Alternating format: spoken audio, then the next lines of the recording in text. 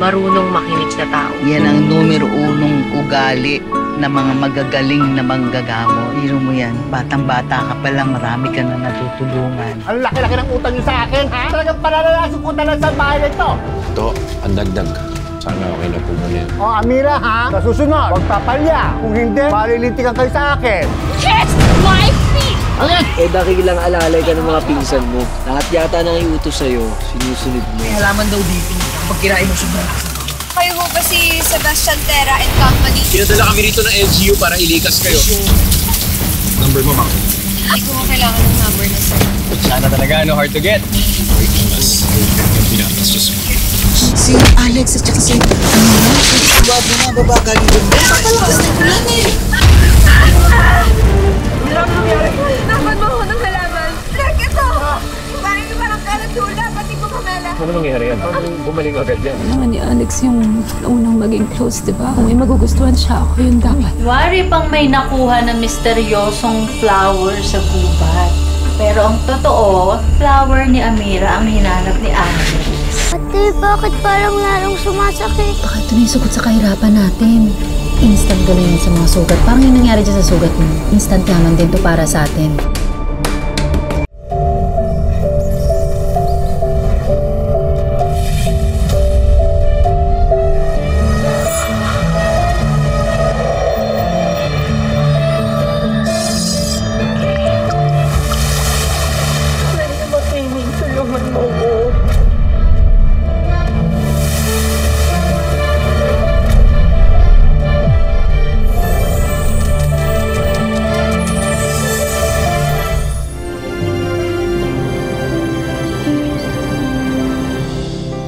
Okay. Salamat. Hola. Pag nalaman ni Amira na nagpatid ka sa Kapitolyo, lagot na naman tayong dalawa. Akong bahala sa kanya. Ang importante, dahil sa pagpapahilot ni Mrs. Villacorta, eto, may pang-ambag ako sa ibabayad kay Manny Maniningil.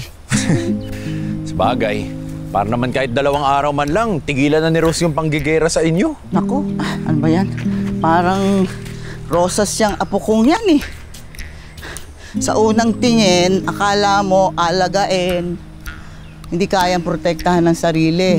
Pero wag ka, matinik yun. Kayang protektahan ng sarili niya at delikado ka ha, kapag nasa ring yun.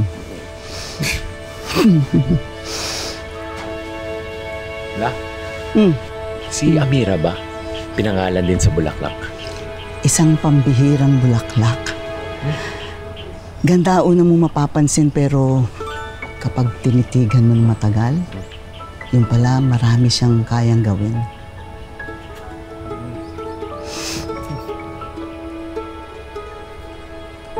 Alex! Hoy, Magrisanto! Butit na abutan kita, hahanapin talaga kita eh. Ito yung 700 na na inabunuhan mo para kay Mang Manny. Hindi na. Okay lang ho. Hindi! Naku, kunin mo to. Hindi. Okay lang. Hindi, sa'yo to. Magkakalit ako pag hindi mo kinuha Okay ito. lang, Ay, sandali lang. Walang problema. Ayaw niya atang dalawa ng pera, no? Magkano ba yan? Eh, 700 ko yung kinuha ni Mang Manny. Akin na lang to, ha? Hindi ako tumatanggi sa grasya. Siyempre. Ako si Maria Makiling. Pinatawag ko kayong lahat para ipakita ang kapangyarihan ko. Amira? Amira, anak! Amira, bumaba ka dyan! Delikado, Diyos ko po! Amira, bumaba ka dyan!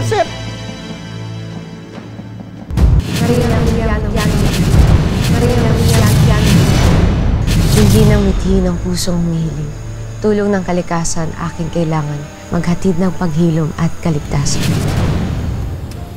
Hindi mo kailangang humingi ng pahintulot, Amira.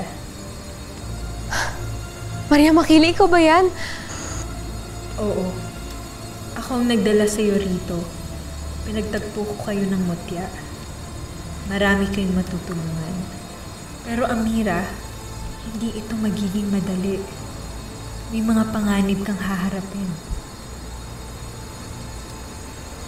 Maria Makiling, gusto ko makita ang mukha mo.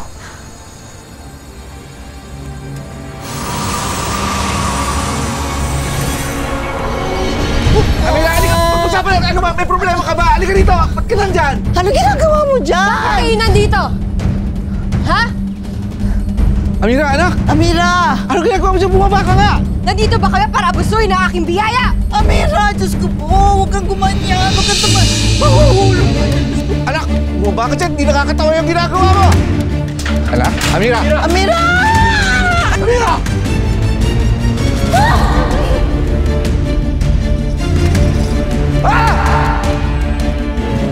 Amira! Amira! Saan ko yung naman sinasabi, Amira?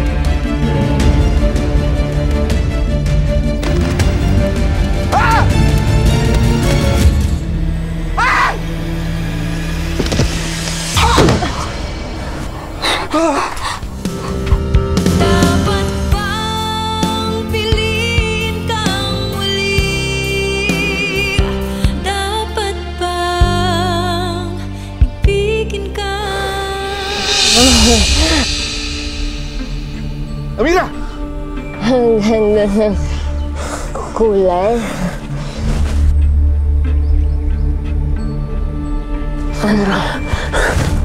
Diyos mio. Amira! Amira! Tignan mo nga, baka nasaktan yung apo ko. Ano ginawa mo? Ay, ano ba yan? May masakit ba? Ay, ito. Amira, okay ka lang? Amira. Amira. Paupuin nyo. Bilis. Dito. Alalayan mo, Alex. Kukuha lang akong tubig. Mabilis. Sandali. Sige na. Yupo nyo. Upo. Naku naman. Amira, anak. Uminom ka muna. Uminom ka ng tubig. Diyos ko po, apo ko. Diyos ko Amira, po. minom ka muna. Inom na ng tubig. Sige na. Amira, inom. Naaalala mo ba yung nangyari? Ano bang ginagawa mo ron? Amira, naalala mo na ba yung ginawa mo? Ano Okay ka na? nangyari? Okay ka na? Ha?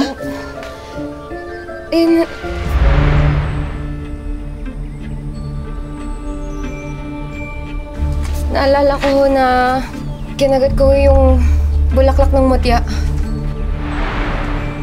Ako po, apo ko, Diyos ko po. Pambihira naman. Alam ko na gusto mong matutunan kung paano gamitin yung halamang mutya na yan. Pero may mga bagay na hindi dapat madaliin. Diyos ko po. Alam mo ba, nandun ka sa tuktok ng bubong, ha? Tapos nahulog ka? Amira, tama ang lola mo. Alam mo yung mga nire-recommenda ninyong gamot dito sa atin? Ilang henerasyon ang ginagamit ng mga manggagamot yun. Pero itong bulaklak ng mutya, bago pa lang ito, dapat ninyong ginagawa yan. Konting ingat.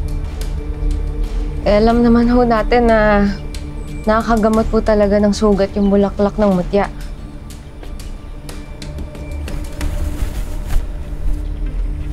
Pero, tama, Tay.